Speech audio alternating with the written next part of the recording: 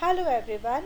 Today our topic is DNA, structure, packaging of DNA and experiments establishing DNA as genetic material.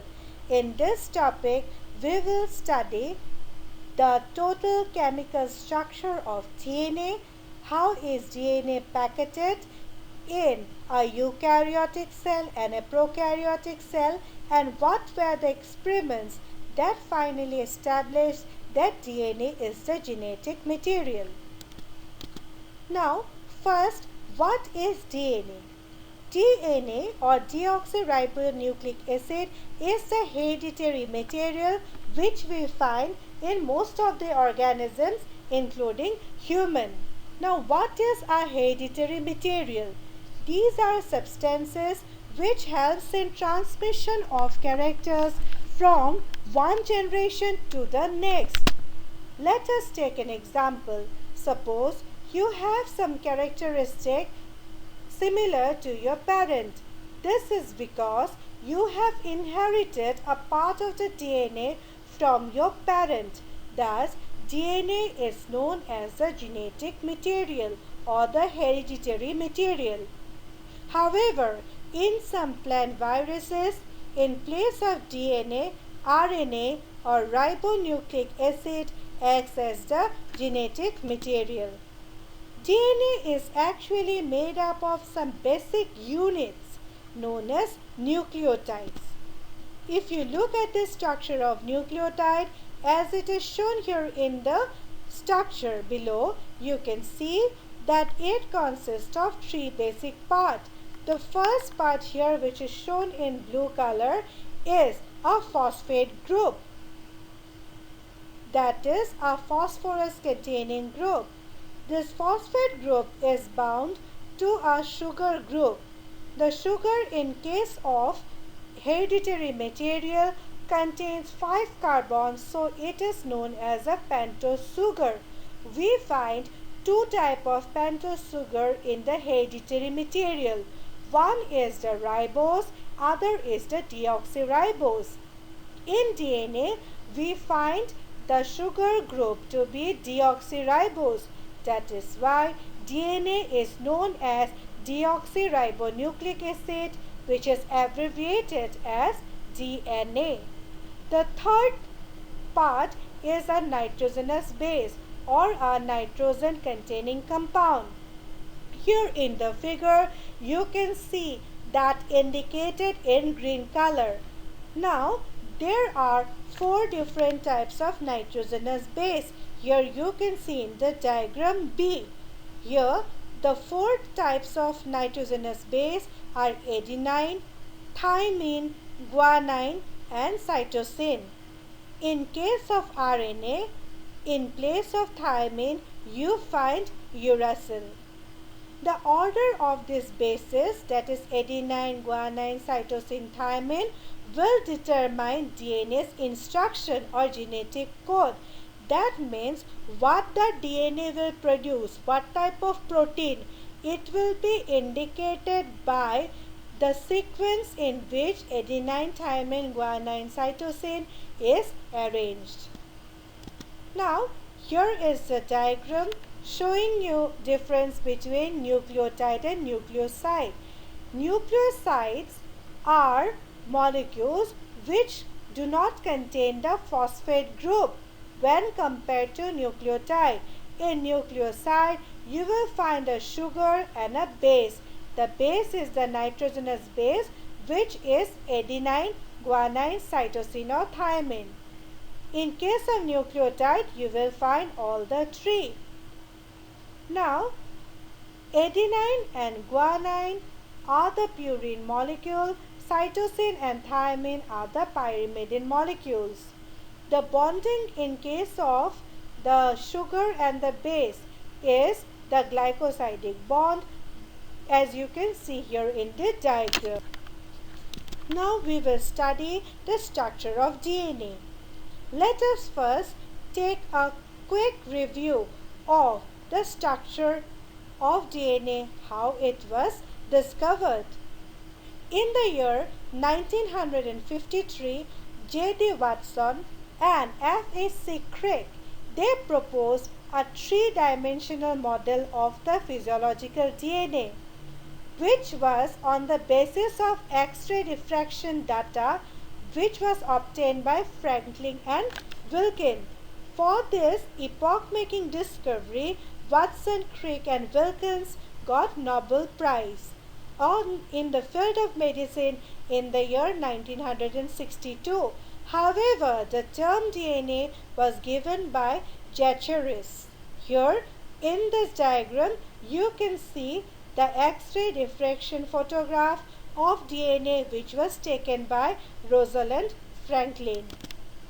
And this is the 2D model which was given by Watson and Crick after studying the three-dimensional X-ray diffraction photograph of DNA. Now, we basically follow the Watson and Crick model of DNA double helix. What does Watson and Crick model says? The first feature of the Watson and Crick model is that, as you can see here in the diagram, the DNA molecule actually consists of two polynucleotide chain or strands. This polynucleotide chain are twisted or spirally coiled around a common axis to form a double helix. Polynucleotide here means multiple nucleotide combined together. We have already studied what is a nucleotide. It is a combination of a sugar group, a phosphate group and a nitrogenous base. Any one nitrogenous base which could be either a adenine or a guanine or a cytosine or a thymine. So together they will form a combined polynucleotide chain. Another one polynucleotide chain will be there and both of them are connected towards one another, forming a double helix. Thus, DNA is a double-stranded structure. The second point is that two strands are antiparallel. That is, one strand is from 5' to 3' direction and second is 3' to 5' direction. We will study this thing in detail. Now, let us look into the structure of the DNA. We know that when the DNA are bound to one another to form a polynucleotide chain, the sugar molecule, as you can see in their diagram, sugar molecule and the phosphate remains on the outer side while the nitrogenous base, adenine, guanine, cytosine, thymine remains at the middle part, that means hidden inside between the two chains. Now, when the nitrogenous bases are hidden inside and the sugar phosphate are outside, the sugar phosphate bond is formed by a bond between the third carbon of the sugar molecule and the fifth carbon of the second sugar molecule. Like this, when the polynucleotide chain is formed, at one end of the first strand, you will find that there is a phosphate group at the fifth carbon, but there is no nucleotide available. The end which will have the free phosphate group at the fifth position, that is fifth carbon position, is the 5'. And at the last end of the first strand, where the last nucleotide will have a phosphate group at the third carbon and there is no more nucleotide available, this phosphate remains free at the third carbon position. This is known as 3'. So this is known as 5' to 3'. The second one will exactly have the polynucleotide chain which will be opposite in direction 3' to 5'. Thus, we can say here in this diagram that the sugar and the phosphate molecule forms the backbone, that is, they remain outside. Since we have already studied that the phosphate consists of a negative charge, that is why DNA is acidic in nature, or we say that DNA is negatively charged. The next point is the two strands of DNA are held together by hydrogen bond between the purine and the pyrimidine bases. The adenine and the guanine molecules, cytosine and the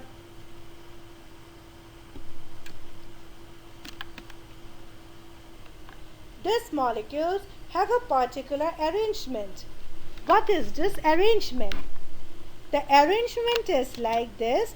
Adenine always binds to thymine by 2 hydrogen bonds and guanine always binds to cytosine by 3 hydrogen bond. This is complementary, is known as base pairing rule. So that is why we can say that the two strands are bound together by hydrogen bond.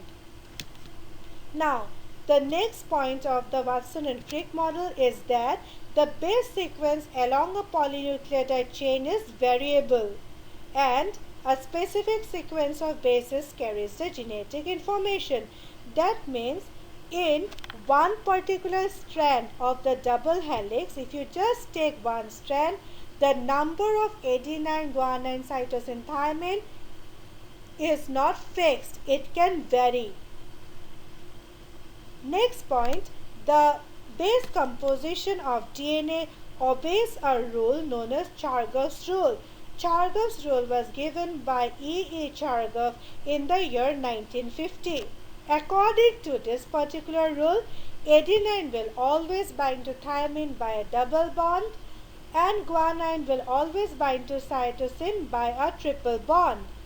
And the number of adenine is always equal to thymine since adenine binds to thymine. So number of adenine will be equal to number of thymine. You can see here in the second diagram, adenine binds to thymine. So number of adenine will be equal to number of thymine. Similarly, as we have already studied, cytosine binds to guanine. So number of cytosine will be equal to number of guanine. Chargaff rule also says that the total number of purines equal to total number of pyrimidine, which is very obvious since adenine binds to thymine, adenine is a purine, thymine is a pyrimidine. Guanine binds to cytosine, guanine is a purine, cytosine is a pyrimidine. This implies that as a whole, total number of purine equal to total number of pyrimidine. Another one important point of Chargaff rule is that the ratio of adenine plus thymine to cytosine and guanine is constant for a particular species. Next point is, if you look at the diameter of DNA, it is 20 nanometer or 20 angstrom. The length of a complete turn of DNA helix is 34 angstrom or 3.4 nanometer.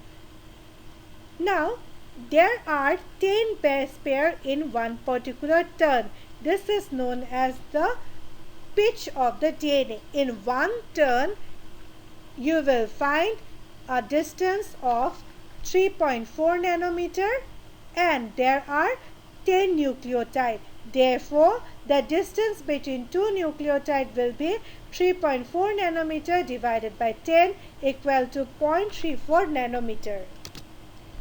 Now, the DNA double helix has a small groove, as you can see here in this diagram. It is known as minor groove, which is 1 to 2 nanometer, and a deep major groove, which is 2.2 nanometer across. Now, we have already studied the structure of DNA. Now, most important thing, what is the biological importance or significance of DNA? First, we have already studied that DNA is the hereditary material. We have already studied that the sequence of the nitrogenous base will determine what type of protein DNA will give rise to. Now, this protein which the DNA will be producing will give you character. So, if you have character similar to your parent, whether it is your eye color or hair color, that is because you have inherited a part of the DNA of your parent. Second point, DNA has autocatalytic role. Now, what is autocatalytic role? DNA on its own can become double, which occurs during a particular cell division phase known as interphase, which is again subdivided into various phases, and in particular in the S phase of interphase, DNA can become double. When DNA becomes double during the process of cell division, each of the daughter cell gets one strand of DNA. This division of the DNA on its own, or the cell duplication process, signifies the autocatalytic role of DNA. Next is heterocatalytic role. DNA not only replicates on its own and become multiple copies of DNA, but also this DNA can produce a RNA, because DNA cannot directly produce a protein. DNA first produces a RNA, as you can see here in this diagram.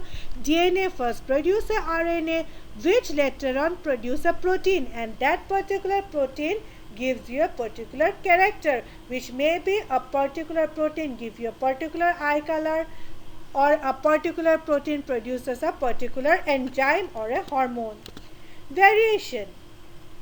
DNA during the process of division are subjected to different mutation. These mutations or variations in the nucleotides, because of which the parent and the daughter shows certain differences. This results in variations in a population, and ultimately this variation leads to a very important phenomena known as evolution. What is evolution? It is orderly change from one particular group to another. Like due to mutation, what we have found out today, more developed organisms. Some organisms have got completely extinct because they could not adjust to the changes in the environment. So mutation is very, very important. Next is important point, DNA controls the cellular metabolism, growth and differentiation. We have already studied DNA produce various proteins. So proteins produced by the DNA produces and are in different forms of enzymes. These enzymes helps in breakdown of food. DNA produces different sorts of hormones that will help in the process of our growth and cell division and all the normal day-to-day metabolic activities of the body. Next important point is DNA fingerprinting. We know that in every individual there is certain difference in the DNA sequence. Here you can see in the diagram below. So if you look at the DNA, your DNA, my DNA is slightly different. This helps to identify various criminals and determine paternity tests when we properly analyze the DNA molecule. Now the next important point is recombinant DNA technology or genetic engineering. Now very simply, if we want to explain, then it can be explained like this. Suppose I am having a disease where I am not having a particular gene. So another person who have the gene, from that person the gene can be collected, it can be copied, and some of the gene copies can be transmitted to me. So I will be thus treated for the disease. Secondly, suppose there is an organism which is not able to survive in cold environment. So you can collect the gene from an organism which is already surviving in cold environment. From that particular organism you can collect the cold sensitive gene and transmit it to the organism which is finding difficulty in surviving in the cold environment. The organism which will get the gene for other organism will be known as genetically modified organism. However, the process is not so easy and have high failure rates. Now, let us look into the next point, packaging of DNA. The packaging of DNA is different in case of prokaryotic and eukaryotic organism. Now, let us take example of the human DNA. The haploid human genome consists of approximately 3 billion base pairs of DNA which is packed into 23 chromosomes. 3 billion base pair means 3 billion adenosine, thymine, cytosine, guanine pair. Now, in case of the diploid set that you find in the egg, which is the first cell with the diploid one, you will find 23 pairs of chromosome. So if it is 23 pairs of chromosome, it will be 3 billion pair into 2, that is 6 billion base pair. We know that between two nucleotides, the distance is 0.34 nanometer, as we have already studied. So, if the distance between two nucleotides is 0.34 nanometer and there are 6 billion base pair, then the total comes approximately to 2 meter. That is, the length of DNA in a diploid cell is approximately 2 meter. However, we know that a cell is a microscopic unit. So the question arises how we package this 2 meter long DNA in such a minute cell. You can imagine how long is the 2 meter of DNA. If you consider that Sun is 150 billion meters from Earth, this means that each of us has enough DNA to go from here to Sun and back more than 300 times, or around Earth's equator 2.5 million times. Now, how is it done? You can see here the calculation given. Now here, if you look into the prokaryotic cell, we will find that here there is no nuclear membrane present to cover the DNA. So here DNA are bounded by some proteins which are not histones when compared to that of eukaryotic cell. These proteins, which are non-histones, known as nucleoid associated proteins, are positively charged proteins which are covering the DNA. That is, the DNA are bound or circled around this NAPs or nucleotide associated proteins. DNA, being negatively charged, very easily gets bind to these NAPs. These are functionally similar to that of histones protein, which is found in eukaryotic cell.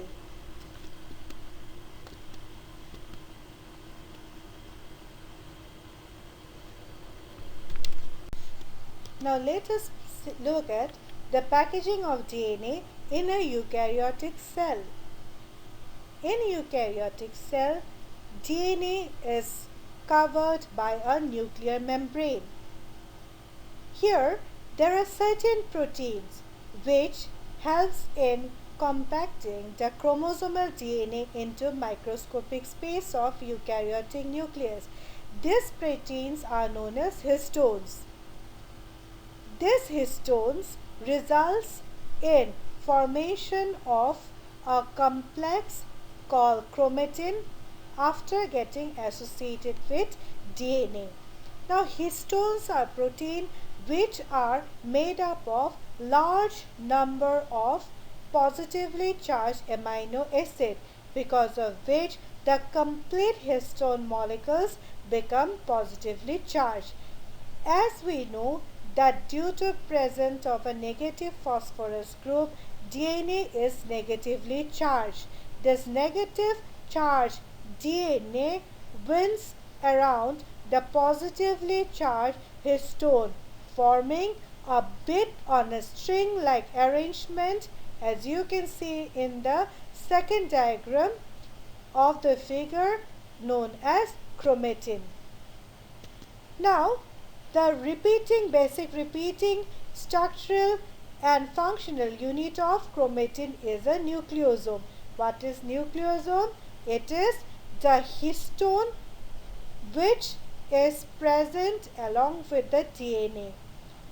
If you consider a single nucleosome molecule, you will find that it consists of 8 different histones. Now, during the initial stage of DNA packaging, the DNA is reduced to a 11 nanometer fiber, which is approximately 5 to 6 folds of compaction. There are 3 orders of DNA packaging. The first order of DNA packaging is nucleosome. What is nucleosome? A long strand of DNA circles around histone. That is known as the nucleosome. That is the second one in the diagram. The second order DNA packaging is a solenoid section. Here other proteins along with DNA are associated that brings the nucleosome closer to one another, as you can see in figure 3. The third order of DNA packaging is scaffold loop chromatin chromosome. You can see in the diagram number 4. Here what happens? That the chromosomes and the nucleosomes are more condensely packed. The condensed section of the chromosome then becomes a chromosome from the elongated thread in structure known as chromatin. Now, what are histones? We have already studied that histones are positively charged proteins which have many positively charged amino acids arginine and lysine. Now, histones protein helps in packaging of DNA to form a nucleosome. Now, these histones are divided into two types, core histones and linker histones. H2A, as you can see in the first diagram, H2A, H2B, H3 and H4 are known as core histones. 2H2A, 2H2B, 2H3 and 2H4 molecules, that is altogether 8 molecules, form the octamer unit. That means 8. 2 molecules each of H2A, H2B, H3, H4 which runs up to be 8. So 8 molecules of histone together forms the core DNA around which the DNA binds. Then this DNA comes out from one particular nucleosome and the elongated portion goes to the second nucleosome. Between the two nucleosomes, the remaining DNA is known as linker DNA. This linker DNA is supported so that it doesn't easily break by H1 molecule of histone. Now, if you look at the arrangement of the DNA, you will find that in certain area DNA is very compactly arranged. In some areas DNA are little bit free. If DNA are very compactly arranged, that is known as heterochromatin. As it is compactly packed, in case of heterochromatin, DNA cannot participate in protein producing process. However, if DNA are loosely packed, that means they are little bit free, then they are known as euchromatin and they participate in the process of protein synthesis. Now, the first experiment which was related to search of what is the genetic material was Griff experiment, which was done by Frederick Griff in the year 1928. His first experiment included bacteria and the process was transformation. He used the bacteria Streptococcus pneumoniae bacteria which causes pneumonia and mice for his experiment. In his experiment, Griff found two strains of bacteria. One is rough strain known as R and second one is smooth strain known as S strain. The rough strain bacteria, they have a rough appearance and they do not cause any disease. However, the smooth strain or the S strain are smooth in appearance because of presence of a polysaccharide or sugar base covering. This particular bacteria can cause disease, so they are known as virulent bacteria. Now, as you can see what Griff did in his experiment, when he injected the smooth strain to the mice, mice died. When he injected the rough strain to the mice survived. When he killed the smooth strain and injected into the mice survived. When he injected a mixture of dead smooth strain or hit-kill smooth strain along with rough strain, surprisingly he found that the mouse died. So he concluded that the rough strain, as it is living, it have definitely taken something from the smooth strain, due to which this rough strain got converted into smooth strain, causing the mice to die. This change of the rough strain to the smooth strain is known as transformation. Avery, McCarthy and MacLeod tried to identify that what is the substance which have caused this change.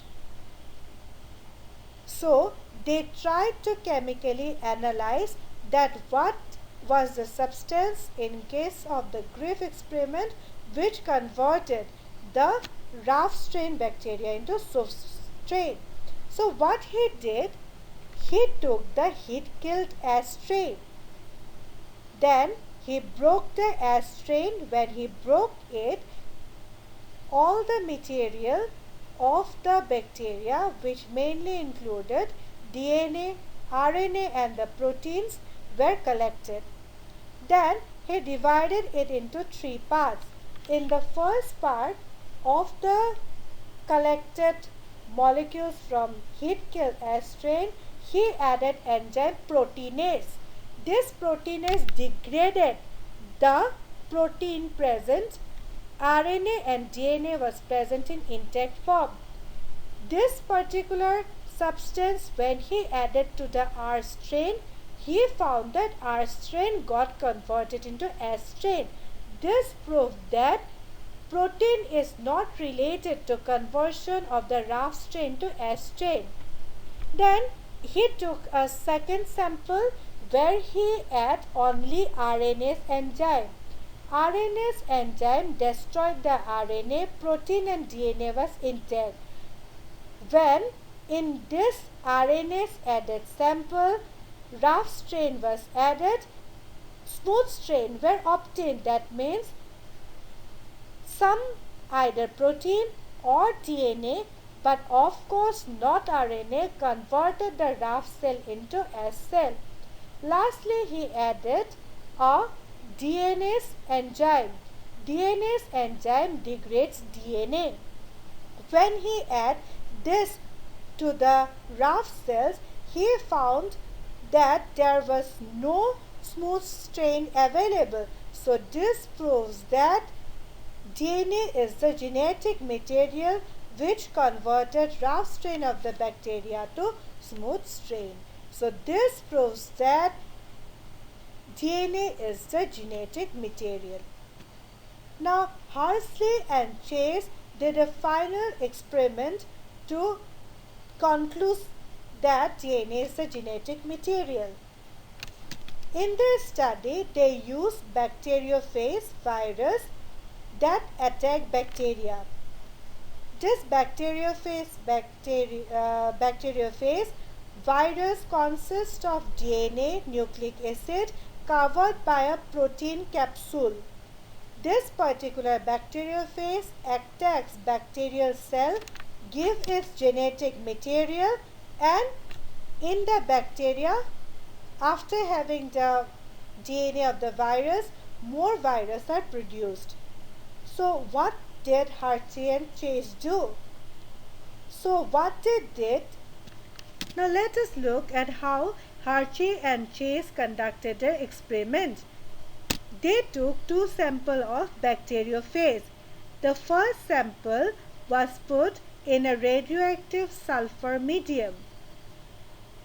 We know that sulfur is present in proteins, so that's why those bacteriophages which were put in a radioactive sulfur medium had their protein capsule radioactivated. The second sample, bacteriophages, were put in radioactive phosphorus, and as we know that phosphorus is present in DNA, So the second set of bacteriophages have their DNA radioactively labeled. Then the experiment proceeded.